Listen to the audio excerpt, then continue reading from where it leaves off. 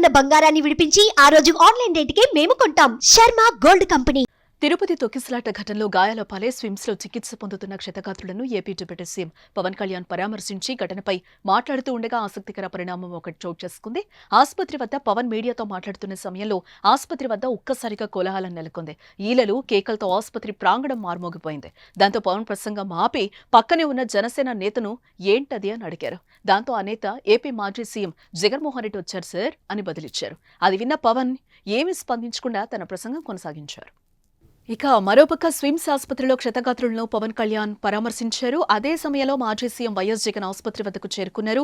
పవన్ ఆసుపత్రిలో ఉన్న నేపథ్యంలో పోలీసులు జగన్ను లోపలికి అనుమతించలేదు. జగన్ను అడ్డుకోవడంతో అక్కడే ఉన్న వైసీపీ శ్రేణులు ఆందోళనకు దిగారు. దీంతో అక్కడే ఉన్న జనసేన కార్యకర్తలు కూడా నినాదాలు చేయడంతో తిరుపతి స్విమ్స్ ఆసుపత్రి దగ్గర ఒక్కసారిగా ఉద్రిక్త వాతావరణం ఏర్పడింది. ఒక దశలో డిప్యూటీ సీఎం పవన్ వెళ్లే సమయంలో జగన్ ముందుకు రావడంతో ఆసుపత్రి ప్రాంగణం ఉద్రిక్తంగా మారింది. పోలీసులు ఇరు వర్గాలను అదుపు చేశారు. అక్కడి నుంచి జనసేన కార్యకర్తలను పంపించేశారు. ఆసుపత్రిలో చికిత్స పొందుతున్న వారిని ఆ తర్వాత జగన్ పరామర్శించారు.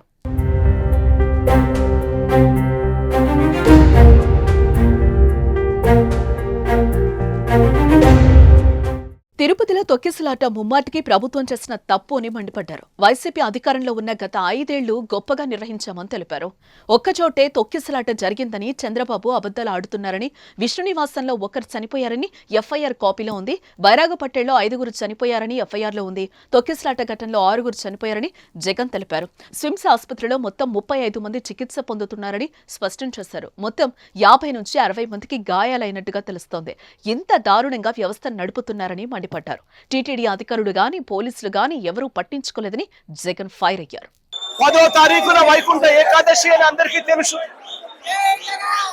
లక్షల మంది జనాభా ఇక్కడికి వస్తారు అన్న సంగతి అందరికీ తెలుసు. మరి లక్షల మంది జనాభా వస్తారు అని అందరికీ తెలిసి ఉన్నా కూడా